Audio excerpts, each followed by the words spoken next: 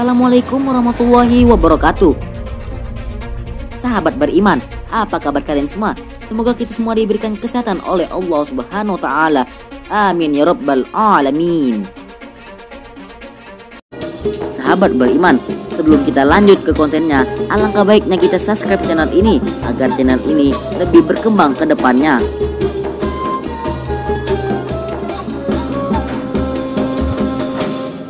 Sahabat beriman, tonton video ini sampai akhir agar tidak terjadi kesalahpahaman.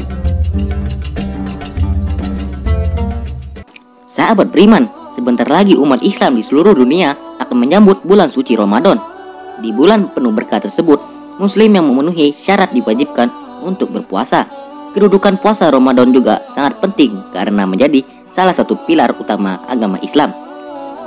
Puasa pada dasarnya adalah ibadah untuk mendekatkan diri kepada Allah Subhanahu wa taala dengan cara menahan diri segala sesuatu yang membatalkannya, termasuk hasrat untuk makan dan minum, dorongan seksual, dan lain-lain sejak terbit fajar hingga terbenamnya matahari. Sebenarnya hal-hal tersebut merupakan fitrah manusia, namun pada kadar tertentu nafsu harus dikendalikan agar kaum muslimin tidak terlena dengan kenikmatan dunia. Sahabat beriman, lantas bagaimana sejarah puasa Ramadan? Berikut ini adalah penjelasannya.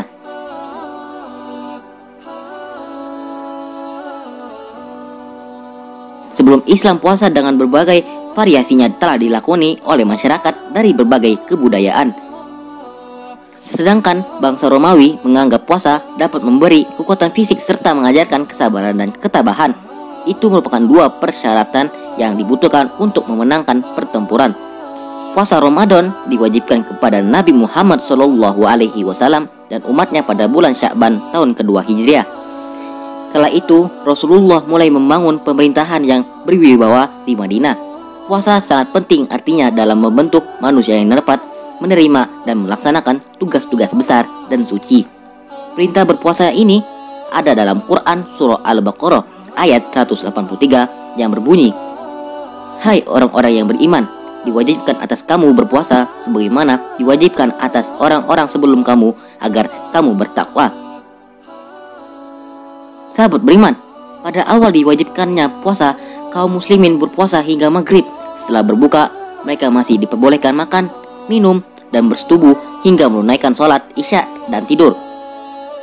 Usai menunaikan sholat isya dan tidur, mereka tidak diperbolehkan melakukan hal-hal tersebut hingga tiba saatnya waktu berbuka.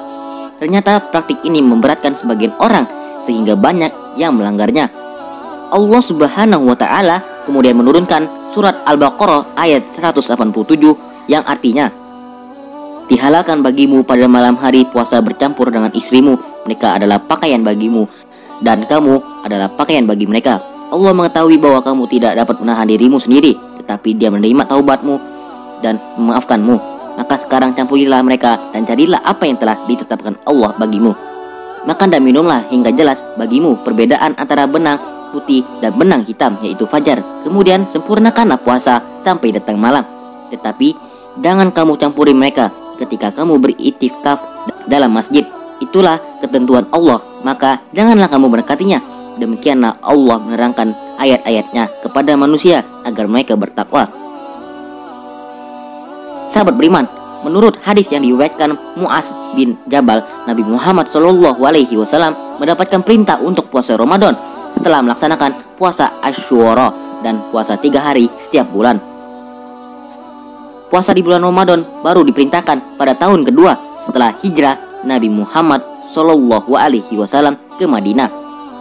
Di dalam Tarik Tobari jilid 2 halaman 417 disebutkan bahwa perintah berpuasa di bulan Ramadan telah diumumkan sejak bulan Sya'ban pada tahun tersebut. Begitu pula 1 atau 2 hari sebelum Idul Fitri pada tahun itu, Nabi SAW memerintahkan para sahabat untuk mengeluarkan zakat fitrah, dan pada hari Id Nabi dan para sahabat keluar untuk mengerjakan sholat Id. Ketika itulah hal-hal tersebut dilakukan untuk pertama kalinya di tengah kaum muslimin di Madinah. Sahabat beriman, pada bulan itu juga kurang lebih pada tanggal 17 Ramadan, kaum muslimin berperang menghadapi musyrikin Makkah di Badar. Allah memberi mereka kemenangan besar di Badar, sehingga mereka menyambut Hari Raya Idul Fitri pada tahun itu dengan 2 kemenangan. Sahabat beriman, dicariatkan ibadah ini kepada semua umat menunjukkan bahwa ibadah ini di antara ibadah yang paling agung dalam menyucikan rohani, membersihkan jiwa, menguatkan sentimental agama dalam hati, serta untuk melengkapi hubungan antara hamba dengan Rabb-Nya Subhanahu wa ta'ala. Karena orang yang berpuasa setiap kali dirinya digerakkan dan hendak dikuasai oleh keinginan syahwatnya kepada makanan, minuman, dan nafsunya, ia pun akan ingat bahwa ia tengah berpuasa, sehingga ia selalu dalam keadaan ingat kepada Allah. Dan ingatlah kepada Allah dalam hati hamba adalah di antara faktor yang paling besar dalam memperbaiki seorang hamba. Wallahu a'lam bishawab.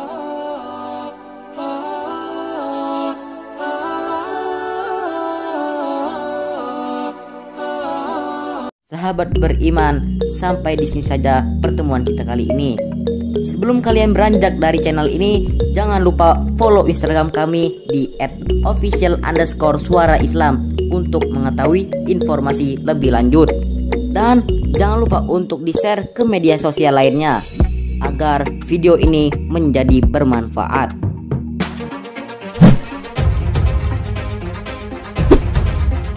Kami undur diri. Wassalamualaikum warahmatullahi wabarakatuh.